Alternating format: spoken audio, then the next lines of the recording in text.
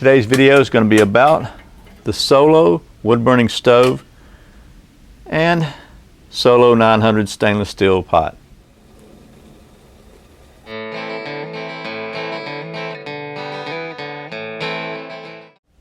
My name is Brian and you're watching Survival on Purpose.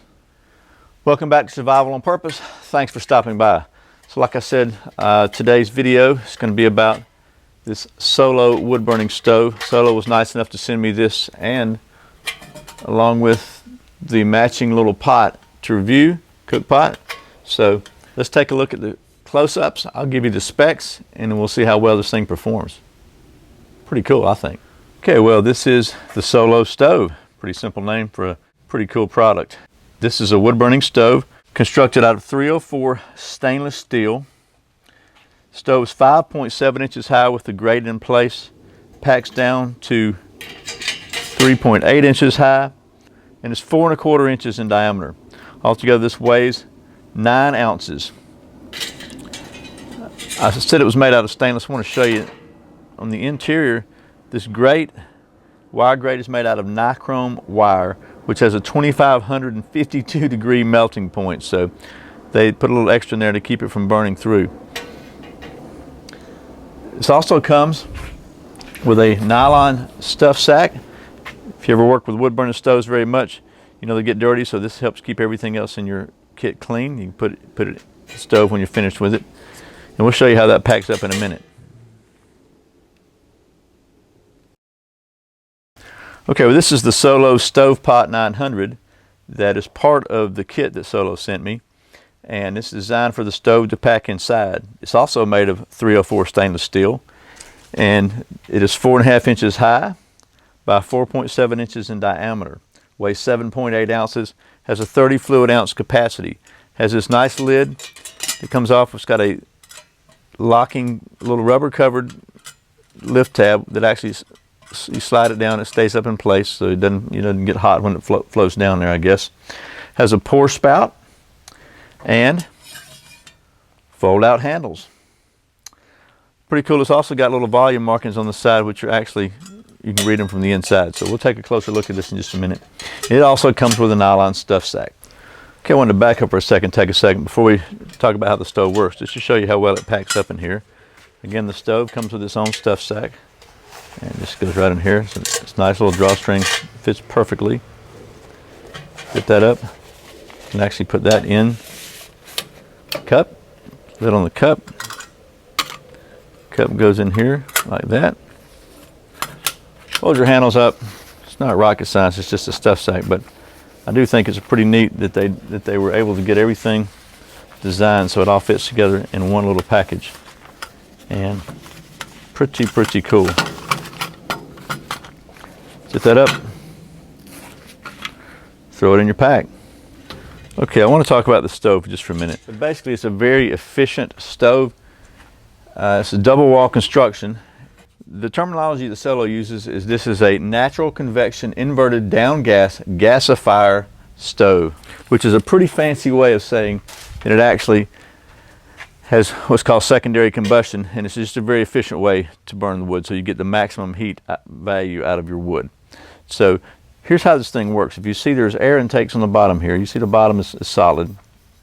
This thing features, under here, that's the ash pan inside, you can see. Between that ash pan and this bottom here, there's a secondary little heat shield down there, and it's got a hole in it that allows air to come up inside and to come around, if you can see that little gap right down there, and provide combustion air around comes over the top of the ash pan and provides combustion air for your primary flame, which is here.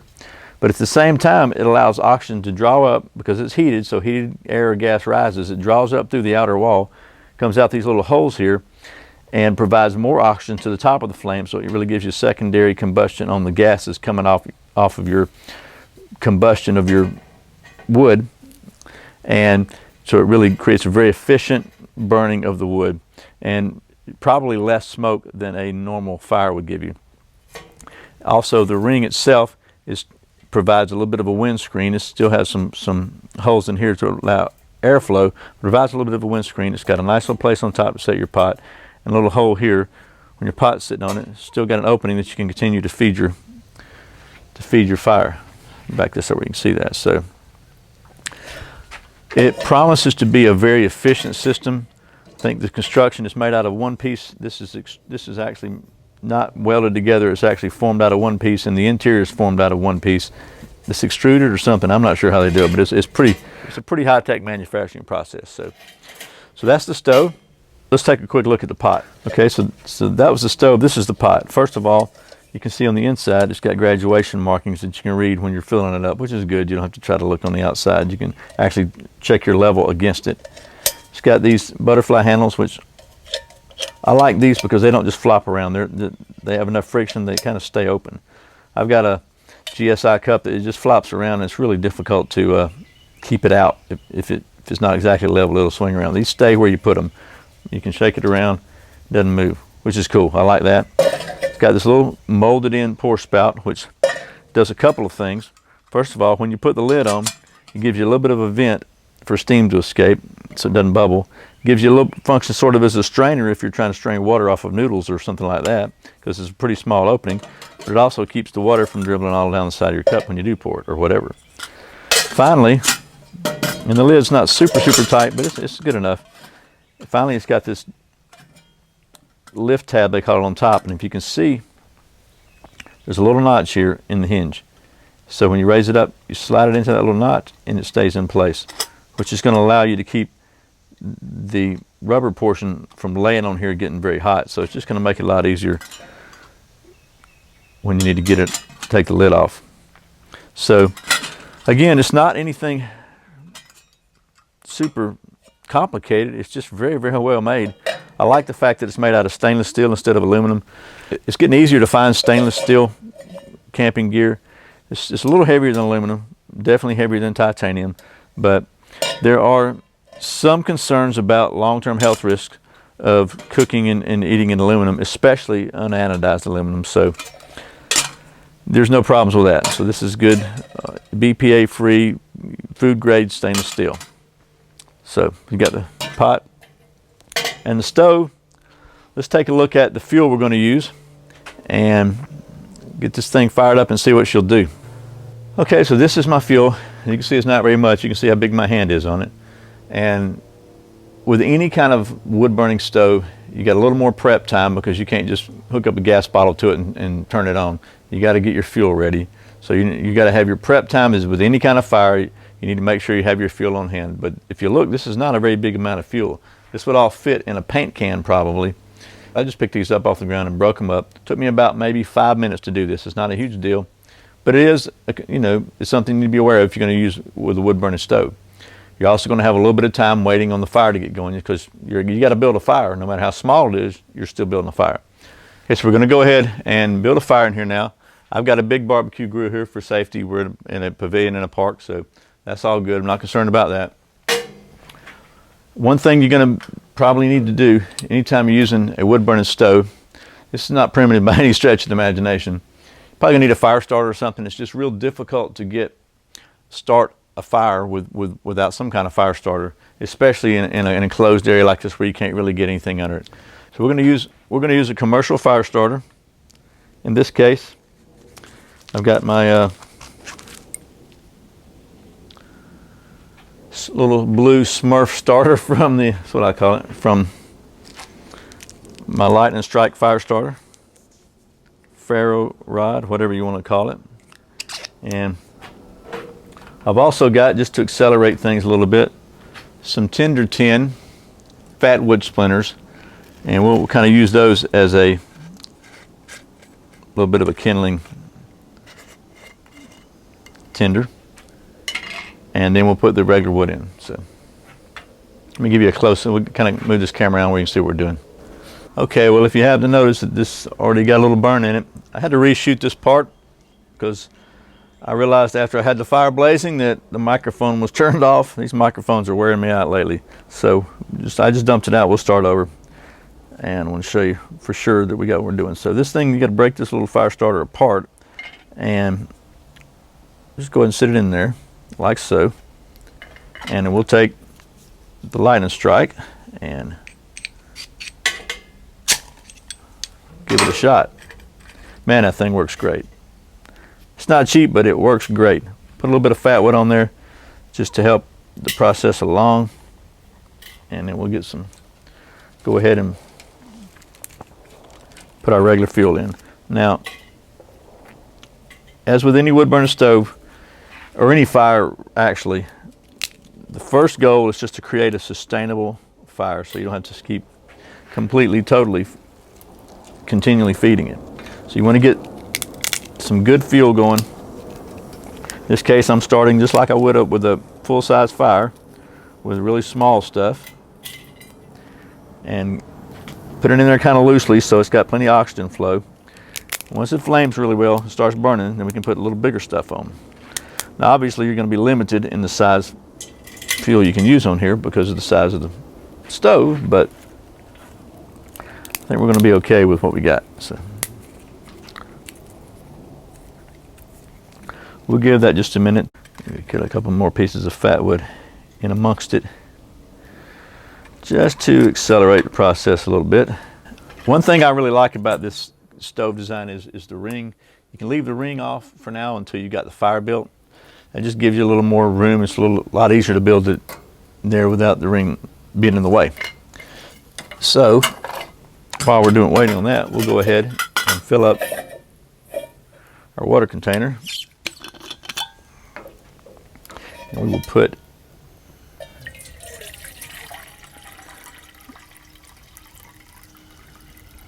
whatever we got in this bottle. This is about 20 ounces.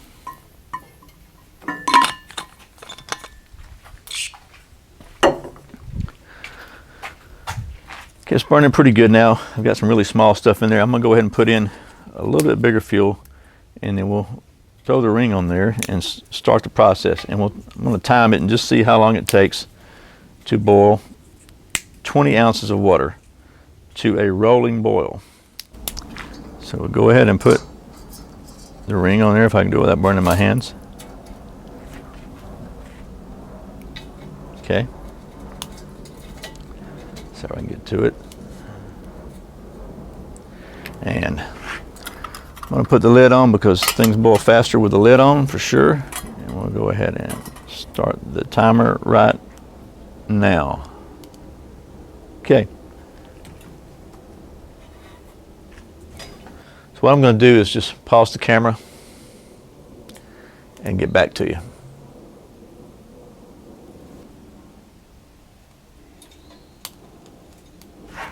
Little tip, just like when I'm tending a real fire, I like to have a little stick. In this case, it's going to be smaller than I would for a campfire, but just to kind of keep things tidy in there and tended to. And good idea to keep yourself a good little kind of straight stick here to tend your fire.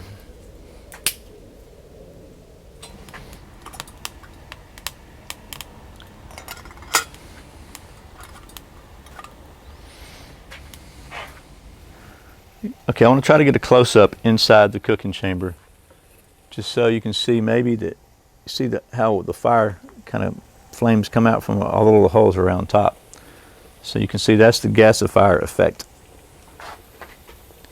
And you see we got a full rolling boil here at about 7 minutes, so 15 seconds. So I'm going to call that absolutely pretty cool. And these handles are still cool enough for me to hold them, which is probably just lucky.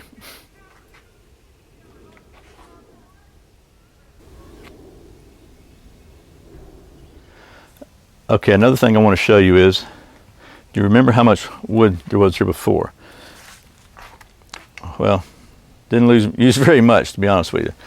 Okay, so I used a pile about twice that big of small stuff, about half that much again of this, and maybe one or two pieces of that, of the bigger stuff. So not a lot of wood at all, because that was a Solo wood stove in the Solo 900 pot, and you saw that it boiled 20 ounces of water in about 7 minutes 10 seconds or something like that.